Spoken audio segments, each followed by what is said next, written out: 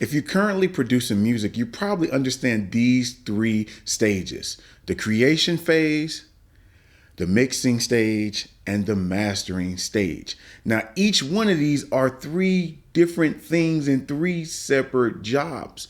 But oftentimes I see people trying to do all of it. I do all of it myself. I create, I mix and master. But what I mean is getting your mindset and having it locked into each of the different stages for what the stage is. And I think this would unlock the way you think about making music, not only for sync licensing, but in general. Let me explain. When I first started making music, I used to have everything under one project file, and I used to think of the whole process as one big process. So when I went to go back to my music years later, when I opened the file, the sounds don't sound the same because one, the plugins don't work because I upgraded my computer. And I'm like, dang, I need to remix this track, but I can't do anything with it because all I have is the true track. So not only separating these phases help you get more out of what you're doing, it puts you in a different mindset. So we need to start with the creation phase. When I sit down and think about an album that I'm going to make for sync licensing, I'm always thinking about the creation stage first. So I know I'm going to make 10 tracks. So I think about how I'm created. When I go into my first track, I'm thinking about how can I make the track sounding the best it can before mixing or mastering. That's always my goal. And that's what I notice when I see other commercial records and I see behind the scenes, they really focus on the creation part, right? The songwriting. In my case, I'm just making an instrumental, but I'm still writing the music and arranging it in my head and thinking, okay, I need to get the best drums I can have at this moment, the best instruments that go together for the particular type of song I'm making at this moment. So I'm staying locked in the creation phase. I'm not thinking about, oh, this don't sound that great. I'll fix that in mastering. I'll just EQ something. Or I'll add a little reverb in it. No. I think, how are these going to clash together? I use high quality drums, so I don't necessarily have to keep stacking all these drums to make one great drum or stacking sounds to make one great sound. I choose great sound selection. So basically I can hand this track over to you and you say, okay, this is nice, right? I know it might need a little bit of work in the mixing stage, but for the most part, it's already ready to go. The mixing and mastering just help it get that little extra it needs. And separating the mixing and mastering helps with your file management. Like I said before, you may want to go back to a project, but you don't have all the track outs, right? Because you went from creation, you went to straight mixing and you mastered it and you only bounced out a 2-track. I know this happened to me all the time, especially when I first started. It might be different if you get a little bit more experience. So once I'm in the mindset of creation and I've made all my 10 tracks and all the tracks have all my wave files separated out, now I can then go on to the mixing stage. Now we're on stage 2, the mixing. Remember, we're trying to get into different mindsets. So I have my whole album created, the 10 tracks.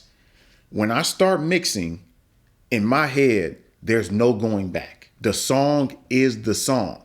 This way, see, if you're in creation phase and you're trying to mix, you're thinking about different things. You might start changing elements because you're like, I took too much out. Now I need something else to fill it in with a different instrument. No, I'm in the mixing phase. The song already sounds good enough. I'm just taking it a little bit more, tweaking a little bit things to really separate things, to really make it sound nice and polished. It gets you out of the frame of mind of wanting to go back and keep changing things. And that's how I built the habits of finishing tracks. So now we're in the mixing stage and I use all the wave files to mix. So the one benefit of this is I was working with someone with sync licensing stuff and I would just send them the project file, but they didn't have the same plugins. So now things don't sound the same. See, so I already had to send them the WAV files. So now I have the WAV files. I can go back to this track years later.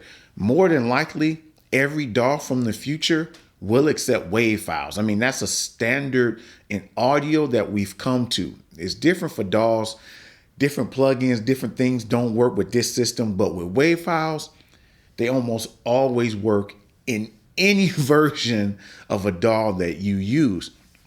So now we're in the mixing phase and I'm just using WAV files. It also helps to save my CPU resources. See, when you're working in the creation phase and then you start adding all these plugins in the mixing phase and trying to add more plugins in mastering, you're hogging up your CPU. Now, you might have a powerful CPU, but even some of my powerful computers, they get slowed down. Like I may have like only 5 Native Instruments plugins, but I start adding effects to them. I can't even make the beat. I press play, it's just slow, it's sluggish.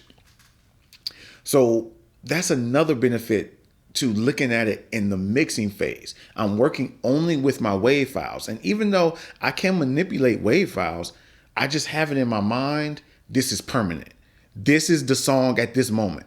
There's no changing anything out. Now, once I have all my songs mixed, all my 10 tracks, I move on and go to the mastering stage.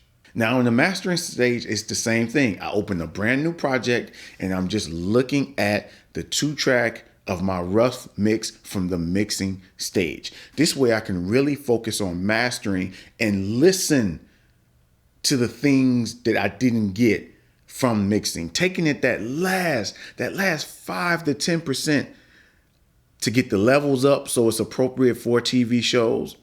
And I'm in mastering mode. See, it's a big difference, at least of how I see it. And if you think about it in the industry as a whole, these are separated anyway, right? Most producers doing it on a bigger scale, artists doing it on a big scale, they don't mix and master their own music. They first start with the tracking engineer. They track everything in, make sure it sounds good coming in. Then they send it to a mix engineer. So they can only focus on the mix. They're not focusing on song arrangement, the drum sound. They assume the sound you got is the sound you want. And then that song gets sent to the mastering engineer.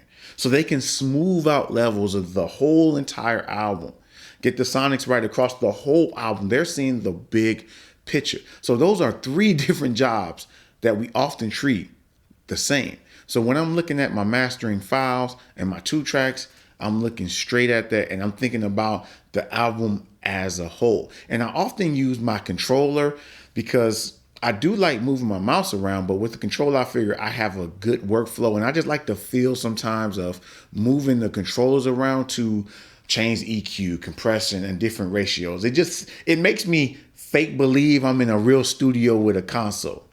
So with all those stages, do you understand what I'm getting at?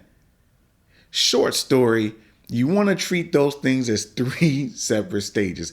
Not saying you have to. This is just the way I found over years of making music. It helps my process and clarity, right? I know usually when I'm making a 10-track album for music production library, it follows. I usually take a week to do the whole thing. You know, I work another job too, got other responsibilities. So it usually takes me a week. One day will be focused on all creation, or a couple of days actually will be focusing on all creation. One day will be focusing on mixing.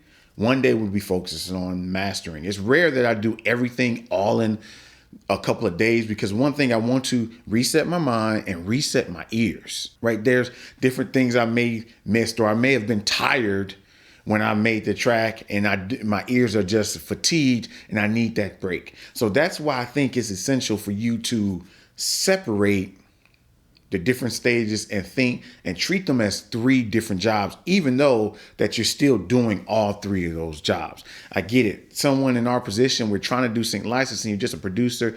You don't have money to be sending it off to mixing and mastering. Now, if I was in the running for a major TV commercial placement, something like that, oh, it's getting sent off to a mixing and mastering engineer. I'm not playing around with that. I'll spend money on that, right? But doing it myself has allowed me to get better with mixing, understanding how things go together. But don't get me wrong. If I get that big opportunity, it's going to a professional because I want it to sound the best. So I hope this strategy helps you think about your mindset in the way that you create, mix, and master your music for sync licensing. And if you need more tips and tricks about getting your music on TV and starting, check out one of these videos.